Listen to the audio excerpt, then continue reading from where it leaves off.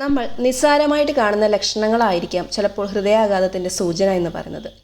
ഇപ്പോൾ ചെറുപ്പക്കാരിലും സർവ്വസാധാരണമായിട്ടുള്ളൊരവസ്ഥയാണ് ഹൃദയാഘാതം. ശരീരത്തിലെ ഏറ്റവും പ്രധാനപ്പെട്ട അവയവങ്ങളിൽ ഒന്നാണ് ഹൃദയം. ഹൃദയത്തിനുണ്ടാകുന്ന ഏതു പ്രശ്നവും ഗുരുതരമായ പ്രത്യാഘാതങ്ങളുണ്ടാക്കും. ഹൃദയ സംബന്ധമായ പ്രശ്നങ്ങൾ വർദ്ധിച്ചു വരുന്ന ഈ കാലത്ത് എല്ലാ പ്രായത്തിലുള്ള ആൾക്കാരിലും ഹാർട്ട് അറ്റാക്ക് കൂടുതലാണ്. ഹൃദയാഘാത സാധ്യത കുറയ്ക്കാനുള്ള ഒരു മാർഗം നേരത്തെയുള്ള രോഗനിർണയം അല്ലെങ്കിൽ നേരത്തെ തിരിച്ചറിയുക എന്നുള്ളതാണ്.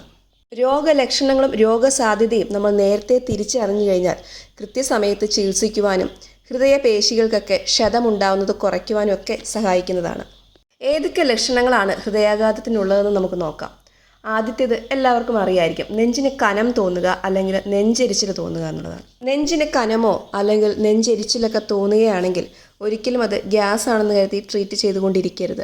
പലപ്പോഴും ഗ്യാസ് ആണെന്ന് കരുതി വീട്ടിൽ തന്നെ ഗ്യാസിന് വേണ്ടിയിട്ടുള്ള പ്രതിവിധികളൊക്കെ ചെയ്ത് നേരം വെളുപ്പിക്കുന്ന ആളുകളുണ്ടാവും. പക്ഷേ നേരം വെളുത്ത് പിറ്റേ ദിവസം ആകുമ്പോഴത്തേക്കും കണ്ടീഷൻ അങ്ങേയറ്റം മോശമായിട്ടുണ്ടാവും. അതുകൊണ്ട് അങ്ങനെയുള്ള അബദ്ധങ്ങളൊന്നും ചെയ്യാതിരിക്കുക. നെഞ്ചിന് എന്തെങ്കിലും പ്രശ്നം തോന്നുന്നുണ്ടെങ്കിൽ പരമാവധി അടുത്തുള്ള ഒരു ക്ലിനിക്കിലെങ്കിലും പോയിട്ട് സഹായം തേടുന്നതായിരിക്കും നല്ലത്.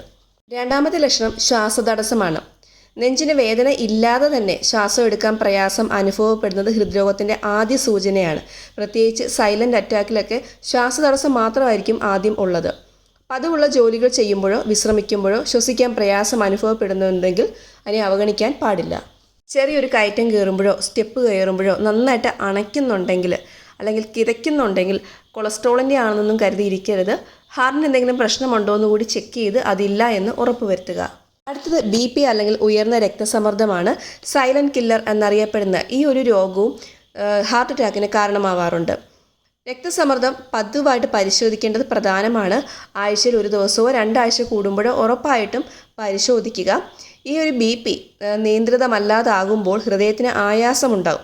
ഹൃദയത്തിൻ്റെ പേശികൾക്കൊക്കെ ആയാസം ഉണ്ടാകുകയും ഹൃദയാഘാതത്തിനും അതേപോലെ തന്നെ പക്ഷാഘാതം അല്ലെങ്കിൽ സ്ട്രോക്കിനുള്ള സാധ്യത വർദ്ധിപ്പിക്കുകയും ചെയ്യും. മറ്റൊരു കാരണം ഉയർന്ന കൊളസ്ട്രോളാണ്. ചീത്ത കൊളസ്ട്രോൾ അല്ലെങ്കിൽ LDL ഉയരുന്നത് ഹൃദയധമനികളിൽ തടസ്സം രൂപപ്പെടുവാനും ഹൃദയത്തിലേക്കുള്ള രക്തപ്രവാഹം തടസ്സപ്പെടുവാനും കാരണമാകും. എല്ലാ 6 മാസം കൂടുമ്പോഴും കൊളസ്ട്രോൾ പരിശോധിക്കണം. ഭക്ഷണത്തിലും ജീവിതശൈലിയിലും അതിനനുസരിച്ചിട്ടുള്ള മാറ്റങ്ങൾ വരുത്തണം. വ്യായാമം നിർബന്ധമാക്കുക. എണ്ണ പലഹാരങ്ങൾ പോലെയുള്ള കാര്യങ്ങൾ ഒഴിവാക്കുക. അങ്ങനെയുള്ള കാര്യങ്ങളിൽ കൂടി നമുക്ക് ഈ ഒരു ചീത്ത കൊളസ്ട്രോളിനെ നിയന്ത്രിക്കാൻ കഴിയുന്നതാണ്. പലരും ചെയ്യുന്ന മണ്ടത്തരമാണ് കൊളസ്ട്രോൾ ആണെന്ന് അറിഞ്ഞു കഴിഞ്ഞാൽ കുറച്ച് ദിവസമൊക്കെ ഡയറ്റ് നോക്കും, വ്യായാമം ചെയ്യും, പിന്നെ അത് മൈൻഡ് ചെയ്യാറില്ല. പക്ഷേ ഇങ്ങനെ ചെയ്യുമ്പോൾ കൊളസ്ട്രോൾ പതിയെ നമ്മുടെ ബോഡിയിൽ അടിയുകയും ഹൃദയധമനികളിൽ മെയിനായിട്ട് അടിയുകയും ബ്ലോക്ക് ഉണ്ടാവുകയും ഹാർട്ട് അറ്റാക്കിലേക്ക് പോവുകയും ചെയ്യും. അടുത്ത ലക്ഷണം വിട്ടുമാറാത്ത ക്ഷീണമാണ്. എത്ര വിശ്രമിച്ചാലും വിട്ടുമാറാത്ത ക്ഷീണമുണ്ടെങ്കിൽ അത് ഹൃദയത്തിൻ്റെ ശരിയായ പ്രവർത്തനമില്ലായ്മ കൊണ്ടാവാം. മറ്റ് പല കാരണങ്ങൾ കൊണ്ടും ക്ഷീണമുണ്ടാകാം. ഇപ്പോൾ തൈറോയ്ഡ് ഡിസീസ് അങ്ങനെയൊക്കെ ഉള്ളവർക്കുണ്ടാവാം. എങ്കിലും അത് ഹാർട്ടുമായിട്ട് ബന്ധപ്പെട്ടാണോ എന്നുകൂടി ചെക്ക് ചെയ്യുന്നത് നല്ലതായിരിക്കും. അടുത്തൊരു കാരണം പ്രമേഹം അല്ലെങ്കിൽ ഡയബറ്റീസ് ആണ്. ഡയബറ്റീസും ഹൃദ്രോഗ സാധ്യത വർദ്ധിപ്പിക്കുന്നതാണ്. അതുകൊണ്ട് തന്നെ മാസത്തിൽ 1 പ്രാവശ്യം നിർബന്ധമായും പ്രമേഹം പരിശോധിക്കുക. അതോടൊപ്പം തന്നെ പഞ്ചസാരയുടെ അളവ് രക്തത്തിൽ നിയന്ത്രിക്കേണ്ടതും അത്യാവശ്യമാണ്. നെഞ്ചിനുണ്ടാകുന്ന അസ്വസ്ഥത, ശ്വാസമെടുക്കാൻ പ്രയാസം, ക്ഷീണം, കൈകൾ, കഴുത്ത്, താടിയെല്ല്, പുറം എന്നിവിടങ്ങളിൽ വേദന തുടങ്ങിയ ലക്ഷണങ്ങളുണ്ടെങ്കിൽ ഒരിക്കലും അവഗണിക്കാൻ പാടില്ല. ചിലപ്പോൾ ചെറിയ തോതിലേ അത് കാണിക്കുകയുള്ളൂ, എങ്കിൽ പോലും നമ്മളത് അവഗണിക്കാൻ പാടില്ല. ഭക്ഷണത്തിലും അതേപോലെ വ്യായാമത്തിലും ശ്രദ്ധിക്കുക. എല്ലുകളെ ദുർബലപ്പെടുത്തുന്ന ഭക്ഷണങ്ങളൊക്കെ ഒഴിവാക്കുക. ആൻറ്റിബയോട്ടിക്സിൻ്റെ ഉപയോഗമൊക്കെ കുറയ്ക്കുക. കാരണം അമിത ഉപയോഗം ഹാർട്ടിനെ ബാധിച്ചേക്കാം.